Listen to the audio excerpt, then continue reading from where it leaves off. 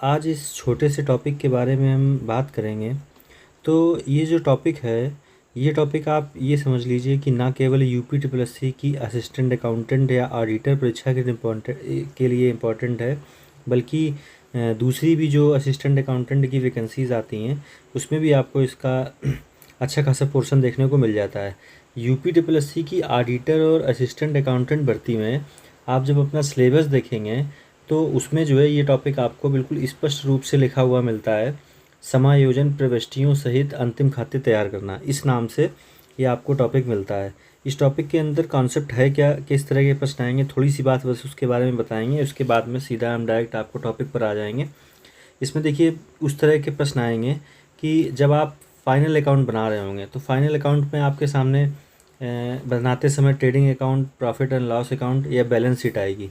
तो किसी एक टर्म के लिए आपसे प्रश्न पूछा जाएगा कि वो टर्म उसका जो है समायोजन या उसका एडजस्टमेंट कहाँ कहाँ पर कर रहे हैं। हम ट्रेडिंग अकाउंट में कर रहे हैं, उसको हम प्रॉफिट एंड लॉस में शो कर रहे हैं, या हम उसको अपनी बैलेंस शीट में शो कर रहे हैं। अगर ट्रेडिंग अकाउंट में शो कर रहे हैं तो डेबिट साइड या क्रेडिट साइड। सेम बात प्रॉफिट एंड लॉस अकाउंट के लिए कि इसको डेबिट साइड शो करेंगे या क्रेडिट साइड शो करेंगे।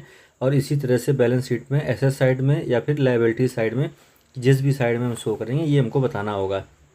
किसी भी एक टर्म के लिए आपके सामने जो विकल्प आएंगे वो इन्हीं से मिलते जुलते आएंगे। आपके सामने मान लीजिए अंतिम रहतिया या क्लोजिंग स्टॉक आया, तो वो पूछेगा कि क्लोजिंग स्टॉक को फाइनल अकाउंट बनाते समय ट्रेडिंग अकाउंट में दिखाते हैं, पीएल अकाउंट में दिखाते हैं, या बैलेंस शीट में दिखाते हैं, या फिर क्लब करके ऑप्शन आपको जो है उसमें ऑप्शन मिले होंगे कि ट्रेडिंग अकाउंट और बैलेंस शीट में दिखाएंगे। और हो सकता है क्वेश्चन को और स्टैंडर्ड बनाना हो तो बोल दे कि ट्रेडिंग अकाउंट के डेबिट या क्रेडिट साइड कोई एक साइड दे दे कि इसमें दिखाएंगे। इस तरह के प्रश्न आएंगे। तो ये टॉपिक है तो बहुत छोटा सा, थोड़ा सा टेक्निकल है। बहुत सारे लोगों को पता होगा, जिनको पता है वो केवल रिवाइज करें, और जिनको नहीं पता है वो उसको थोड़ा सा पढ़ कर ही उसके बारे में डीपली जानकारी कर लें कि उसको हम कहाँ पर शो करेंगे। बस इतना सा ही इस टॉपिक के अंतर्गत है। कुल मिला के आपको ये समझना है कि आपके सामने जो टर्म आ रहा है उसको आप फाइनल अकाउंट के किस पोर्शन में शो करेंगे और किस साइड शो करेंगे। बस इतनी सी बात समझनी है इसके अंदर। तो इसी क्रम में हम सबसे पहली बात करेंगे किसकी, क्लोजिंग स्टॉक की। तो जो क्लोजिंग स्टॉक है ये होता क्या है, वर्ष के अंत में जो माल बिकने से रह जाता है उसे अंतिम रहतिया कहते हैं। इसका मूल्यांकन लागत मूल्य एवं बाजार मूल्य दोनों में से जो कम होता है उस पर किया जाता है। देखिए ये प्रश्न कई बार आ चुका है, तो इसको जो है बहुत अच्छे से ध्यान रखिएगा कि जो क्लोजिंग स्टॉक की वैल्यूएशन है वो आपकी लागत मूल्य या फिर जो बाज़ार में मूल्य होगा उस स्टॉक का, उसमें से जो भी कम होगा उस पर ही किया जाएगा, आपके अकॉर्डिंग नहीं होगा। इसका एक लेखा व्यापारिक खाते के क्रेडिट पक्ष में किया जाता है। ठीक है, अब देखिए यहाँ पर वही बात आ गई जो बताया था कि ट्रेडिंग अकाउंट के क्रेडिट साइड में दिखाया जाएगा। और जो इसका दूसरी जगह पर जहाँ पर ये दिखाया जाएगा फाइनल अकाउंट में, वो आर्थिक चिट्ठे के संपत्ति पक्ष में। देखो संपत्ति पक्ष में दिखाया जाने का एक कारण है क्लोजिंग स्टॉक है, आपके पास में गुड्स स्टॉक में बचा हुआ है, तो ये तो आपके लिए प्रॉपर्टी हो गई ना, तो इसलिए संपत्ति पक्ष में। क्या इसकी कोई लायबिलिटी है? नहीं है लायबिलिटी, इसलिए। और इसके अलावा व्यापारिक खाते के क्रेडिट पक्ष में देखो डेबिट पक्ष में तो हम उस तरह के एक्सपेंसेस दिखाते हैं जो डायरेक्ट एक्सपेंसेस होते हैं, ट्रेडिंग अकाउंट की बात कर रहे हैं। लेकिन यहाँ पर क्या बात कर रहे हैं, ये क्लोजिंग स्टॉक है, इसलिए इसको किस साइड में दिखाया जाएगा, क्रेडिट साइड में। बस यही प्रश्न आया कि जो है किस साइड में दिखाते हैं। तो बस आपको 2 पॉइंट याद रखना है कि क्लोजिंग स्टॉक की वैल्यूएशन किस पर हो रही है और इसको ट्रेडिंग अकाउंट में दिखा रहे हैं। ठीक है, और इसके अलावा इसको बैलेंस शीट में शो कर रहे हैं। इसके बाद में जो नेक्स्ट पॉइंट है उसके विषय में बात करेंगे। दूसरा पॉइंट है अदत्त व्यय, आउटस्टैंडिंग एक्सपेंसेस। आउटस्टैंडिंग एक्सपेंसेस कैसे व्यय होते हैं? ऐसा व्यय जिसका लाभ तो चालू वर्ष में ले लिया गया है लेकिन भुगतान अंतिम तिथि तक नहीं किया गया है, अदत्त व्यय कहलाता है। अदत्त व्यय को चालू वर्ष के लाभ हानि खाते में डेबिट की ओर दिखाया जाता है। देखिए यहीं से इंपॉर्टेंट पॉइंट शुरू हो रहा है कि कहाँ पर दिखाया जाएगा इसको। देखो इसकी ट्रेडिंग अकाउंट में कोई एंट्री बात नहीं हो रही है। और आर्थिक चिट्ठे के दायित्व पक्ष में, देखो क्यों दायित्व पक्ष में दिखाया जाता है, हम आपको ये बात समझा दे रहे हैं। आउटस्टैंडिंग एक्सपेंसेस वो होते हैं, आपने एक फाइनेंशियल ईयर के दौरान कोई एक ऐसा व्यय, वो आपकी सर्विस के रूप में हो सकता है आपने किसी से काम करा लिया और उसको पैसा ना दिया हो सकता है आप अपना बिजनेस कहीं पर किराए पर चला रहे हो और आपने उसको किराया ना दिया हो, लेकिन एक तरीके से आपने पूरे वर्ष भर उस चीज़ का उपयोग तो कर लिया है, लेकिन उसके बदले में जो धन भुगतान किया जाना था वो नहीं दिखाया है। तो इसका मतलब क्या, ये एक्सपेंसेस बन गया ना। और जो ही ये एक्सपेंसेस बना तो तुरंत ही ये तो कन्फर्म हो गया कि अभी किस में शो होगा, जा करके प्रॉफिट एंड लॉस अकाउंट में शो होगा। और वहाँ पर खर्चे किस साइड दिखाए जाते हैं, डेबिट साइड में। तो इसलिए देखो लाभ हानि खाते के डेबिट और दिखाया जाता है। और चूंकि आपने दिया नहीं, आप दोगे तो क्या आपके लिए कोई प्रॉपर्टी है? नहीं है, ये तो आपकी लाइबिलिटी है, आपको देना ही पड़ेगा इसको आगे। इसलिए इसने क्या बोला, आर्थिक चिट्ठे के दायित्व पक्ष में। ध्यान रखने वाली बात क्या है कि ये एक्सपेंसेस हैं, ठीक है, और डायरेक्ट और इनडायरेक्ट एक्सपेंसेस में थोड़ा सा अंतर होता है। इसीलिए चूंकि ये इनडायरेक्ट एक्सपेंसेस की बात हो रही, इसलिए इसको P&L अकाउंट में दिखाएंगे, ना कि इसको ट्रेडिंग अकाउंट में। इसके बाद में अगली बात करते हैं किसकी, प्रीपेड एक्सपेंसेस। देखिए जो भी आपने आउटस्टैंडिंग एक्सपेंसेस समझा है, उसका ठीक रिवर्स हो जाता है क्या, प्रीपेड एक्सपेंसेस। यहाँ पर हम बात क्या बताएंगे कि कोई एक ऐसा व्यय जो आपने, जिसका भुगतान अभी चालू वर्ष में, जो एक फाइनेंशियल ईयर चल रहा है उसी वर्ष में कर दिया है, लेकिन उसका लाभ आपको आगामी वर्ष में प्राप्त होगा, ठीक है। तो इस तरह के व्यय क्या कहते हैं, प्रीपेड एक्सपेंसेस। मान लीजिए कहीं पर आप बिजनेस कर रहे थे और आपको उस बिजनेस वाले प्लेस का किराया देना था, और आपने 1 वर्ष का एडवांस किराया किसी को दे दिया, तो वो कैसे एक्सपेंसेस बन गया, प्रीपेड एक्सपेंसेस। यानी जब नेक्स्ट ईयर आएगा तब उसका लाभ आपको मिलेगा। तो इन व्यय, अब देखिए, अब जैसे ये बात आई तो ये भी एक तरीके से क्या हुआ, इनडायरेक्ट एक्सपेंसेस हुआ ना। तो अब इतना तो कंफर्म हो गया, ट्रेडिंग अकाउंट में कोई एंट्री नहीं मारेंगे, कहाँ पर मारेंगे, P&L अकाउंट में और आर्थिक चिट्ठे में, बैलेंस शीट में मारेंगे, ठीक है। तो इन व्ययों को लाभ हानि खाते के व्ययों में से घटा करके लाभ हानि खाते के डेबिट पक्ष में। अच्छा देखो एक चीज़ ध्यान रखना, ये बात दिमाग में मत ले आना कि ये प्रीपेड एक्सपेंसेस है उसको क्रेडिट साइड में ले जाएंगे, कोई पॉसिबिलिटी नहीं है। क्यों? क्योंकि एक्सपेंस शब्द जुड़ा हुआ है, तो P&L अकाउंट के डेबिट साइड में लाओगे, ठीक है। तो चूंकि एक्सपेंसेस है, भले ही आपने उसको एडवांस में दे दिया हो, तो भी उसका क्रेडिट से कोई मतलब नहीं है। हाँ ये है कि जो इससे संबंधित व्यय होगा, जो इस वर्ष का व्यय होगा, चूंकि आपने एडवांस में दे दिया था, मान लीजिए हम रेंट की बात करते हैं, मान लीजिए हम सैलरी की बात करते हैं, या जैसे इसमें बीमे की किस्त दिया है, अगर हमने एडवांस दे दिया है तो इस वर्ष जो बीमे के खर्चे हैं, उन्हीं बीमे के खर्चों में ही से आप उसको घटा करके दिखा देंगे। लेकिन दिखाना आपको कहाँ पर पड़ेगा, डेबिट पक्ष में ही। और चूंकि ये डेबिट पक्ष की बात हो गई है, लेकिन यहाँ पर क्या है, अब इसकी जो अगली एंट्री होगी वो इसमें बैलेंस शीट में आपको थोड़ी सी दिमाग में रखना है कि चूंकि आप एडवांस मनी पेड कर चुके हो, तो क्या अब वो आपके लायबिलिटी रह गई? लायबिलिटी तो थी तब जब वो बाकी थी। अभी आपने क्या किया, जो बाकी था उसको जीरो किया, बल्कि उसके ऊपर एक्स्ट्रा दे दिया। जब एक्स्ट्रा दे दिया है तो वो क्या, अब आपकी प्रॉपर्टी बन चुकी है वो, है ना। तो इसलिए उसको किस में दिखाएंगे, जाकर के संपत्ति पक्ष में, ठीक। अब आपके लिए कोई लायबिलिटी, देखो साइड तो दो ही है ना बैलेंस शीट में, या तो लायबिलिटी या फिर आपके संपत्ति पक्ष। तो अगर जो लायबिलिटी में नहीं है तो उसको आपको एसेट साइड तो दिखाना ही पड़ेगा ना, ठीक है। इसके बाद में नेक्स्ट बात करते हैं किसकी, उपार्जित आय, एक्रूड इनकम। इसको एक्रूड इनकम को अर्नड इनकम भी कह सकते हैं। क्या बोलेंगे, अर्नड इनकम, मतलब जिसको आपने कमा लिया है परंतु आपको अभी तक प्राप्त नहीं हुई है। मतलब आपने कोई एक ऐसी इनकम है जिसको आपने अर्न कर चुके हो, परंतु अभी आपके पास में आई नहीं है, मतलब आपको पैसा उसका मिला नहीं है, ठीक है। तो इस तरह की जब कोई इनकम आपको फाइनल अकाउंट बनाते समय दिखाई पड़ेगी, तो उसकी आप एडजस्टमेंट एंट्री क्या करोगे, एडजस्टमेंट एंट्री बता ही चुके हैं, कहाँ पर दिखाओगे, ट्रेडिंग में दिखाओगे कि P&L में दिखाओगे कि बैलेंस शीट, या एक से अधिक में दिखाओगे, परंतु किस किस साइड में दिखाओगे, ठीक है। तो वही बात लिखी, ऐसी आय जो चालू वर्ष में कमा तो ली गई किंतु प्राप्त नहीं की गई है। जैसे ब्याज, मान लीजिए आपको किसी रकम पर ब्याज मिलना था, या आपके ही बिजनेस पॉइंट पर आपने किसी को किराए पर दे रखा है और उससे आपको किराया मिलना था, या आपने कोई काम करवाया था किसी का, उसका आपको कमीशन मिलना था, जो फिक्स तो हो गया है कि 10,000 मिलेगा, 20,000 मिलेगा, परंतु अभी तक हासिल नहीं हुआ है, ठीक है। तो इस तरह की उपार्जित आय लाभ हानि खाते। अब देखो क्या ये एक्सपेंसेस था, एक्सपेंसेस तो नहीं था, खर्चे तो नहीं थे ना, ये पैसा प्राप्त हुआ था। इसलिए P&L अकाउंट के क्रेडिट पक्ष में, कहाँ पर दिखाई जाएगी, क्रेडिट पक्ष में। प्रश्न आपके एग्जाम में इसी तरह का आएगा कि एक्रूड इनकम को निम्नलिखित में से किस अकाउंट में शो करेंगे। उसमें ऑप्शन दिए होंगे, P&L अकाउंट के डेबिट में, P&L अकाउंट के क्रेडिट में, या ट्रेडिंग अकाउंट के डेबिट में, या ट्रेडिंग अकाउंट के क्रेडिट में। चार में से एक ऑप्शन चुनना होगा। आपको कॉन्सेप्ट पता होगा, तुरंत लगा देंगे।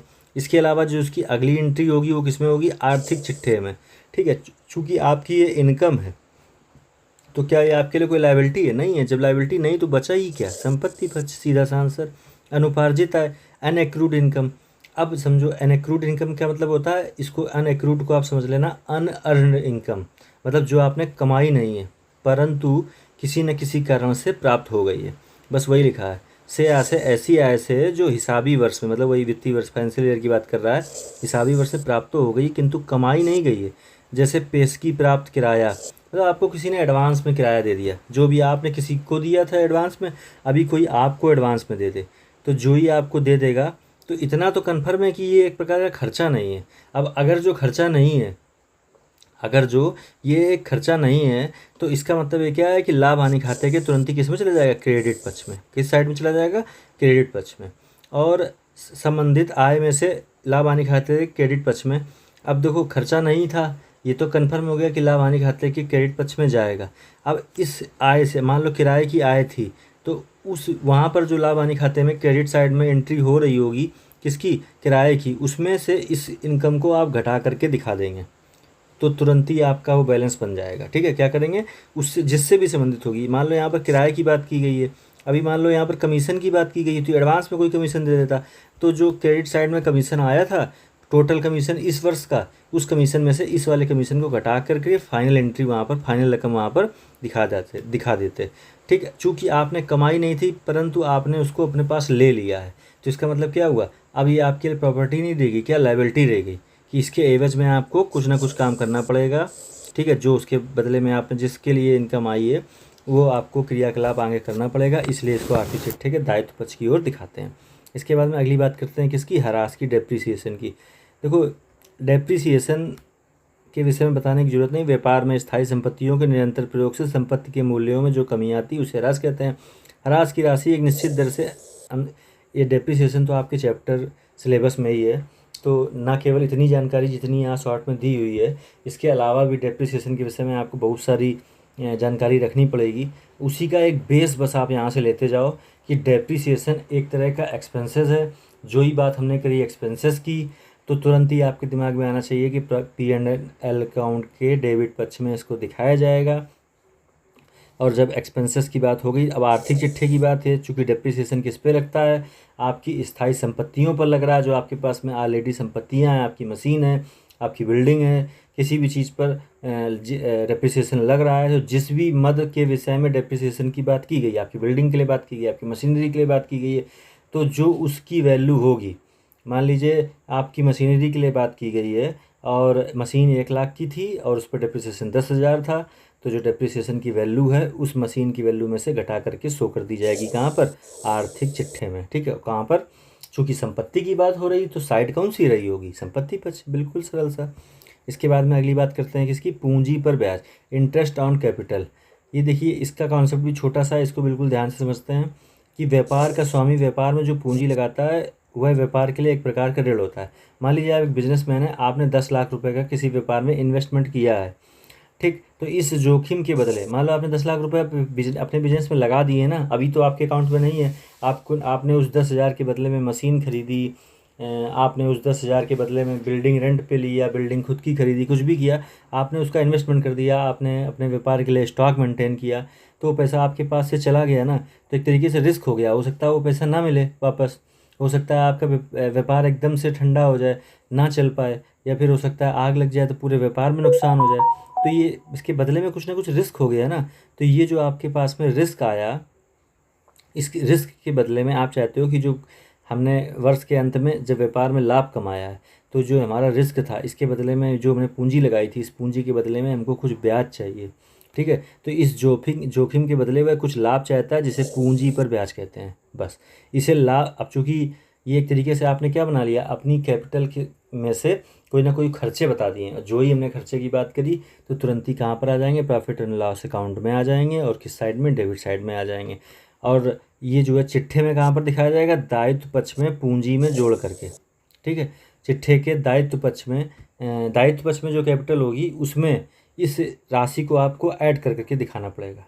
ठीक, ये बात बहुत ध्यान से रखना।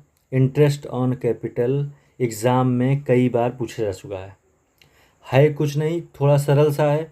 ये नहीं समझ में आता है कि ये वास्तव में आपकी आय है या वास्तव में आपका खर्चा है। देखिए ये एक तरीके से प्राप्त तो बिजनेसमैन को हो रहा होता है, परंतु ये वास्तव में अपने लाभ को कम करने का एक तरीका है। ठीक है, लाभ क्यों कम होते हैं, इसके बहुत सारे कारण हैं। कि लाभ, हर कोई अपना बिजनेस का लाभ बहुत ज़्यादा नहीं दिखाना चाहता है, कम से कम दिखाना चाहता है। कभी कभी कंपनियां ज़्यादा दिखाना चाहती हैं तो उनके दूसरे उद्देश्य होते हैं, कभी कभी कम दिखाना चाहती हैं तो उनके दूसरे उद्देश्य होते हैं। तो इसलिए थोड़ा सा डाउट है। बस इतना ध्यान रखना कि जो आपने इन्वेस्टमेंट किया है उस इन्वेस्टमेंट के बदले आप कुछ बदले में चाहेंगे ना, कि हमारा रिस्क है, अब हमारे पास से जो पैसा गया है, इसलिए इसकी एंट्री याद रखना बहुत इंपॉर्टेंट है। आहरण पर ब्याज, इंटरेस्ट ऑन ड्राइंग, ठीक। अब जो कॉन्सेप्ट इंटरेस्ट ऑन कैपिटल में पढ़ा उसका ठीक रिवर्स है आहरण पर ब्याज। होता क्या है कि जब व्यापारी व्यापार में से निजी प्रयोग के लिए समय समय पर धन निकालता है, ठीक, तो उससे क्या कहते हैं, आहरण कहते हैं। ये बात तो समझ में आ गई। आपने व्यापार में 10 लाख रुपए लगाए थे, लेकिन अभी तो व्यापार रनिंग पोजीशन में है, व्यापार चल रहा है, और आपको अचानक से बीच में धन का प्रयोग करने की ज़रूरत पड़ी, किसी दूसरे काम के लिए आपको धन निकालना पड़ा। तो अगर जो आप ब्याज आपको धन, आपने वो धन अपने व्यापार से निकाल लिया है, ठीक है, अभी क्या कर रहे थे, आपका जो धन आपने लगाया था उस पर आप ब्याज चाह रहे थे। अभी आपका व्यापार क्या कर रहा है, जो धन उसने आपको प्रदान किया है अपने में से, वो उस धन के बदले में आपका बिजनेस आपसे ब्याज मांग रहा है, ठीक है। ये प्रैक्टिकली बात नहीं है, लेकिन इसको आप थोड़ा सा इसी तरह से समझिएगा, ठीक है, कि बिजनेस आपसे डिमांड कर रहा है कि जो आपने धन निकाला है उसके बदले में कुछ ब्याज दीजिए, ठीक। तो बस इतनी सी बात है। इसे आहरण कहते हैं। जिस प्रकार व्यापार का स्वामी पूंजी पर ब्याज लेता है, उसी प्रकार उसे अपने द्वारा किए गए आहरण पर एक निश्चित दर से ब्याज का भुगतान करना होता है। इसे आहरण पर ब्याज कहते हैं, ठीक है। इसे लाभ हानि, अब देखो, जो बिजनेस की कैपिटल थी वो निकाली थी व्यापारी ने, उसके बदले में बिजनेस ने जो है आपसे क्या मांगा, इंटरेस्ट मांगा। तो बिजनेस के लिए बात प्रॉफिट की हुई कि नहीं हुई? बस जो ही ये बात बिजनेस के लिए प्रॉफिट की हुई, तुरंत ही आप इसे पीएनएल अकाउंट के क्रेडिट पक्ष में लिखने लगते हैं, ठीक है। पीएनएल अकाउंट के क्रेडिट पक्ष में तुरंत इसको लिख देंगे। और बस इसी तरह से इसकी एंट्री हमको कहाँ पर समझनी, बैलेंस शीट में आर्थिक चिट्ठे के दायित्व पक्ष की ओर, ठीक। ये आपको ब्याज देना है तो ये आपके लिए क्या हुआ, प्रॉपर्टी हुआ, एसेट्स हुआ, कि जो है आपके लिए दायित्व हुआ। आप दोगे तो आपका दायित्व है ना, तो बस दायित्व पक्ष की ओर पूंजी में से घटा करके दिखा देते हैं। दायित्व साइड में जो आपकी कैपिटल लिखी है उसमें से इसको लेस करेंगे, ठीक, क्योंकि आपको देना था इसलिए लायबिलिटी, ठीक। ऋण पर अदत्त ब्याज, अब देखो इसका कॉन्सेप्ट क्या है, अनपेड इंटरेस्ट ऑन लोन। व्यापार में व्यवसाय की पूंजी के अतिरिक्त बाजार से उधार लेकर कुछ अन्य धन भी व्यापार में लगाया जाता है। जो आपने निवेश किया था उसके अलावा वाले धन की बात हो रही है। व्यवसायी को उधार का धन लौटाते समय उधार की मूल रकम के अतिरिक्त कुछ ब्याज भी देना पड़ता है। जब आप अपने लगाए हुए धन पर ब्याज मांग सकते हो व्यापार से, तो जिसने बाहर से आपको धन दिया वो तो आपसे ब्याज मांगेगा ही। यदि चालू वर्ष में ब्याज का भुगतान नहीं किया जाता है तो इसे अदत्त, जो करंट ईयर चल रहा है, आपने किसी कारण से जिससे आपने धन लिया था उसको इंटरेस्ट नहीं पेड किया है, तो वो अदत्त माना जाएगा, अनपेड माना क्या जाएगा, वो अनपेड है ही, ठीक है। इसे समायोजन के रूप में दिखाया जाता है। इसका कुछ ना कुछ तो एडजस्टमेंट करोगे ना, इसकी कोई ना कोई तो एंट्री करोगे ना कहीं तो इसको शो करोगे कि भविष्य में हमको देना है। अब जब ब्याज देना है तो सिंपल सी बात है कि ये खर्चा है, और जो ही खर्चा मिला तो तुरंत ही पीएनएल अकाउंट के डेबिट पक्ष की ओर लिख दो। आर्थिक चिट्ठे में अब चूंकि देना है तो दायित्व है, तो दायित्व पक्ष की ओर जो आपने टोटल ऋण है उसी ऋण को ऐड कर दो, तो बैलेंस शीट सही बन जाएगी आपकी। जो ऋण था उस ऋण में आपको ब्याज देना था, आपने ब्याज नहीं दिया, मतलब ऋण बढ़ गया है ना, तो बस ऋण को बढ़ाओगे कैसे, जो टोटल ऋण की वैल्यू है उसमें इसको ऐड कर दो। डूबत ऋण या संदिग्ध ऋणों के लिए आयोजन अथवा संचय, provision and reserve for bad and doubtful debts. देखिए इसका क्या कॉन्सेप्ट है, इतनी बात समझ में आ रही है कि नहीं इसको पढ़ने के बाद में, कि अच्छा देखो, डूबत ऋण और संदिग्ध ऋण आपको पता ही है कि बहुत सारा धन ऐसा होता है जिसमें आपको ये लगता है कि ये धन या तो डूब चुका है, ये नहीं मिलेगा हमको, या फिर आपको संशय बना हुआ है, हो सकता है कि ये डूब जाए, हो सकता है कि ये हमको मिल भी जाए, ठीक। तो इस तरह का जो धन होता है तो उसमें से बहुत सारा धन मिल जाता है। तो व्यापारी क्या करता है, किसी बिजनेस में अब चूंकि धन आगे चल करके डूब गया, तो आपकी बैलेंस शीट या आपका प्रॉफिट एंड लॉस अकाउंट एकदम से प्रभावित ना हो। मान लो एकदम से आपको शो हो गया एक ही वर्ष में कि इतने इतने लोगों का धन डूब गया, अब जब डूब गया तो तरीके से आप क्या कहोगे कि प्रॉफिट कम हो गया है, तो एकदम से तो आप उसको नहीं घटा सकते हो। एकदम से घटा दोगे तो प्रॉफिट एंड लॉस अकाउंट अच्छा नहीं दिखेगा, तो उसकी मार्केट वैल्यू ख़राब होगी, स्टॉक मार्केट प्रभावित हो जाती है। इस कारण से वो लोग क्या करते हैं, प्रोविज़न बना के चलते हैं कि भविष्य में कुछ लोगों ने व्यापार का पैसा मार भी दिया तो हम क्या करेंगे कि जिस जिस वित्तीय वर्ष में उन्होंने पैसा कन्फर्म हो गया होगा कि ये बैड डेब्ट्स बन गया, डूबत रेल कन्फर्म हो गया, तो उस वर्ष ये जो प्रोविज़न हमने बना रखा होगा, धीमे धीमे करके इकट्ठा कर रखा होगा, इससे कुछ धन निकाल के व्यापार में मिला देंगे। तो जो मेरी प्रॉफिट एंड लॉस अकाउंट है और बैलेंस शीट है उस पर ज़्यादा प्रभाव नहीं पड़ेगा। बस वही बात लिखी होगी इसमें, डूबत रेल के पश्चात भी सभी देनदार भुगतान करेंगे। इस पर विश्वास नहीं किया जा सकता। कुछ देनदार ऐसे होते हैं जिन पर सदैव यह संदेह रहता है कि रकम का भुगतान करेंगे अथवा नहीं। ऐसे देनदारों के विगत वर्षों के अनुभव के आधार पर निश्चित प्रतिशत की दर से चालू वर्ष के लाभों में से कुछ आयोजन किया जाता है, जिसे संदिग्ध ऋणों के लिए आयोजन अथवा प्रावधान कहते हैं। बस इतनी सी बात इसके अंदर। इसके बाद में क्या, देनदारों पर छूट के लिए संचय, reserve for discount on creditors. होता क्या है कि बहुत बार आप किसी को व्यापार में स्टॉक आपने उधार पर दे रखा है, आप चाहते हो कि उसने आपसे शर्त रखी थी कि हम आपको 3 महीने बाद देंगे, आप चाहते हो कि वो एक ही महीने में पेमेंट दे दे, हमको पैसे की अभी ज़रूरत है। तो जब उससे 3 महीने की बात कर रखी तो इस तरह से तो आप बात कर नहीं सकते हो कि नहीं हमको तुरंत ही चाहिए। आप उसको कुछ प्रलोभन दे सकते हो, लाभ देने की बात कर सकते हो। आप कहोगे कि चलो तुमसे हमको 20,000 रुपये लेना था, तो आप 20,000 की जगह हम आपको 5% का डिस्काउंट दिए दे रहे हैं, आप हमको 19,000 ही दे दो, लेकिन आप 3 महीने की जगह पेमेंट 1 महीने में दे दो। तो ये व्यापार के लिए खर्च बन गया कि नहीं बन गया? और जो ही खर्च बना लाभ हानि खाते के डेबिट पक्ष में आ गया। और आर्थिक चिट्ठे में जो संपत्ति पक्ष था, मतलब आपको पैसा मिलना था, तो एक आपके लिए एक तरीके से संपत्ति थी कि नहीं थी, लेकिन अब वो संपत्ति पूरी तो नहीं मिलेगी क्योंकि आपने डिस्काउंट उसको अलाउड कर दिया है। और जो ही डिस्काउंट अलाउड किया तो संपत्ति पक्ष की ओर देनदारों में से घटा करके दिखा दोगे। ठीक, इतने प्रोविज़न हो गए। ठीक, इसके बाद में थोड़ी सी बातें हम आपसे और कर ले रहे हैं इसी पॉइंट में, ये भी बहुत इंपॉर्टेंट पॉइंट है। इतने प्रोविज़न मेन होते हैं फाइनल अकाउंट बनाते समय, जो फाइनल अकाउंट बनाते समय समस्या देते हैं कि इनको हम कहाँ कहाँ पर प्रोविज़न करें, इनका कहाँ कहाँ पर इनको सेटल करें, ताकि आपकी बैलेंस शीट और P&L अकाउंट बिल्कुल परफेक्ट बन जाए। ठीक, इसके अलावा हम बात करने जा रहे हैं पूंजीगत तथा आयगत मदे, कैपिटल एंड रेवेन्यू आइटम। देखिए बहुत सारे प्रश्न एग्जाम में इस तरह के भी आ जाते हैं, सरल से प्रश्न होते हैं जिसमें वो केवल आपसे ये पूछ लेता है कि ये कैपिटल आइटम है या कैपिटल इनकम है या रेवेन्यू इनकम है। ठीक है, यही बात हम इसमें समझाने की कोशिश करेंगे आपको कि पूंजीगत मदें वे मदें होती हैं जो व्यवसाय की संपत्ति अथवा दायित्व को प्रभावित करती हैं। ये मदें प्रायः स्थायी स्वभाव की होती हैं, जैसे भवन, फर्नीचर, ऋण आदि। इनसे संबंधित जो भी बात की जाएगी, चाहे एक्सपेंस की या इनकम की, वो सब किस में आ जाएंगी? Capital income. ठीक है, कैपिटल इनकम हम बोल रहे हैं या कैपिटल एक्सपेंसेस बोल रहे हैं, दोनों बातें सही हैं, लेकिन हम कैपिटल आइटम उनको बोलेंगे जो आपके भवन से संबंधित हों, फर्नीचर से हों या ऋण से संबंधित हो, या कुछ यूँ कह लो कि लॉन्ग टर्म वाले हों। ठीक है, ऐसी मदें जो संपत्ति तथा दायित्व को प्रभावित नहीं करती। आयगत मदें मतलब आपकी प्रॉपर्टी को प्रभावित नहीं कर, संपत्ति और ये दायित्व इन दोनों को प्रभावित नहीं कर रही हैं, ये क्या कहलाती हैं? आयगत मदें कहलाती हैं। ये मदें प्राय अस्थायी होती हैं, ये दैनिक, साप्ताहिक, मासिक, वार्षिक आधार पर होती हैं, जैसे किराया, ब्याज, कमीशन, प्राप्त लाभांश। ये सब कुछ अभी आप P&L अकाउंट में देख रहे थे कि नहीं देख रहे थे? रेंट हुआ, ब्याज हुआ, खर्चे हुए या फिर लाभ हुआ। ठीक, लेकिन ये जो है सब अस्थायी थे, किसी वर्ष हो सकता कमीशन मिले, किसी वर्ष ना मिले, किसी वर्ष लाभांश मिले या ना मिले। ठीक है, तो ये कि इसीलिए ये चूँकि अस्थायी हैं तो इसलिए व्यवसाय के लाभ हानि खाते को प्रभावित करती हैं। अब इनका लेखा कैसे करते हैं? पूंजीगत एवं आयगत मदों का लेखा, वो चीज़ आपको समझनी है। पूंजीगत मदों का संबंध व्यापार के आर्थिक चिट्ठे से होता है। जो देखो, जो कैपिटल वाली कैपिटल आइटम है उनकी बात कर रहे हैं, किससे संबंधित होगा? आर्थिक चिट्ठे से होता है, जबकि आयगत मदों का संबंध व्यवसाय के लाभ हानि खाते से होता है। इसलिए अंतिम खाते बनाते समय पूंजीगत मदों को आर्थिक चिट्ठे के संपत्ति अथवा दायित्व पक्ष में लिखा जाता है। यही जो बात हमने ऊपर अभी करी है। आयगत मदों को लाभ हानि खाते में आय अथवा व्यय के रूप में दिखा दिया जाता है। ठीक, कहने का मतलब ये कैपिटल आइटम होगा तो आप उसको व्यवसाय में संपत्ति पक्ष में या दायित्व पक्ष में कहीं पर भी शो करेंगे बैलेंस शीट में।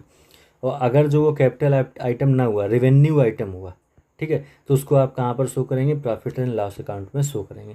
इस टॉपिक्स में इसी तरह के प्रश्न आते हैं। बस इतने से ही प्रश्नों की बात थी, वही हमने आपसे इसमें करी है। नेक्स्ट टॉपिक में जल्दी मिलते हैं।